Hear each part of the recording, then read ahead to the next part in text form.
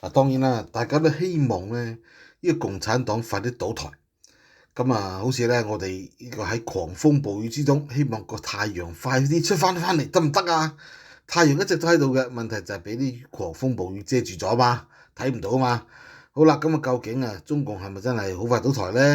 呢個我哋唔知，呢個係人們即係我哋嗰種心中嘅願望，希望中共倒台之後，可以咧就建立一個咧有民主有法治嘅社會，係嘛？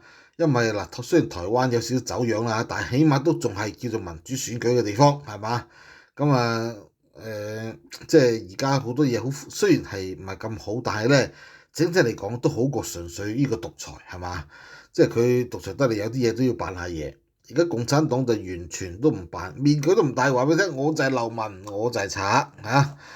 好啦，咁啊，所以咧，大部分中國人都希望共產黨快啲倒台。